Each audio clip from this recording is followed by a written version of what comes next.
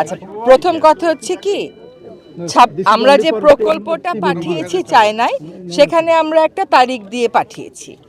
China যখন এই প্রকল্পটা পেল তখন তাদের বিশেষজ্ঞরা এটা যাচাই বাছাই শুরু করেছে। এখন প্রকল্প তো ডেট ছাড়া পাঠানো যায় না, একটা ডেট দিয়ে পাঠাতে হয়। এই যে যাচাই বাছাইটা হচ্ছে, আপনারা একটু আগে রাষ্ট্রদূত মহোদয়কে বলতে শুনেছেন যে এটা আমরা খুব ভালোভাবে যাচাই বাছাই করছি, যাতে করে এটা মানুষের এত বেশি প্রত্যাশার একটা প্রকল্প, এখানে কোনো ভুল না থাকে এবং আমরা সম্পূর্ণ সঠিকভাবে কাজটা করতে পারি। উনি এটাও বলেছেন যত দ্রুত সম্ভব উনি কাজটা শুরু করবার পক্ষপাতী এবং উনি আশা করেন যে এই বছরের মধ্যেই যত দ্রুত সম্ভব কাজটা শুরু হবে।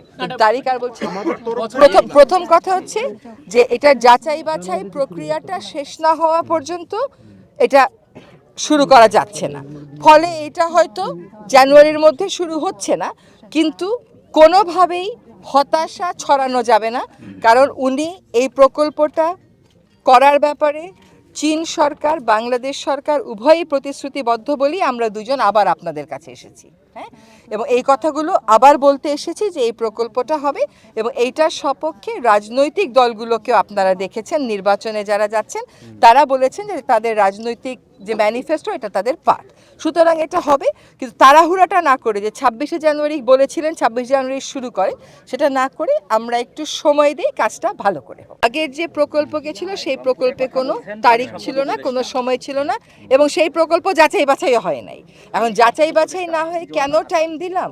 কারণ সরকার যখন একটা প্রকল্প সাবমিট করে, সরকারকে বলতে হয় সে কবের মধ্যে কাজটা শুরু করতে চায়, যাতে অন্য যে দেশটা আছে যে সাহায্য দেবে সেও ওই ডেটটা মাথায় রেখেই কাজটা করে। কিন্তু এখন দেখা যাচ্ছে যে প্রকল্পটা অনেক বেশি জটিল হওয়ার কারণে তিনটা জিনিস এখানে দেখতে হবে: বন্যা নিয়ন্ত্রণ, নদী ভাঙন রোধ, একই সাথে সেচ দেওয়া। ফলে এইটা ফুল প্রুফ করার জন্য ওনারা একটু সময় নেন। টানা তৃতীয়বার অর্জন করেছে দেশের সেরা সুপার ব্র্যান্ড স্বীকৃতি বসুন্ধরা টিস্যু। আরেকটা কথা বলি যে অন্যান্য বারের থেকে এবারে ডিফারেন্ট কেন জানেন? এবারে আমরা বিস্তারিত কাজ করেছি।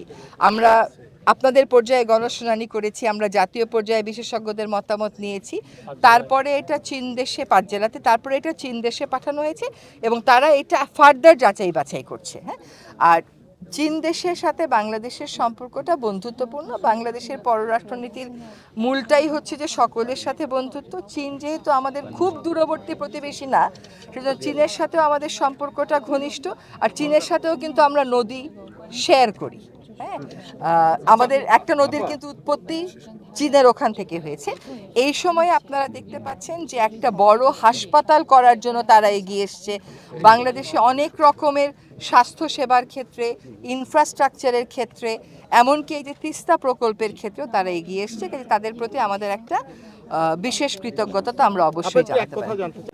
ভবিষ্যৎটা খুবই উজ্জ্বল, কারণ যেখানে কাজ তারা করছেন তারা তো আর ফেলে রাখেননি, কাজ আমরাও করেছি, রাজনৈতিক দলগুলো তাদের অঙ্গীকারে রেখেছে।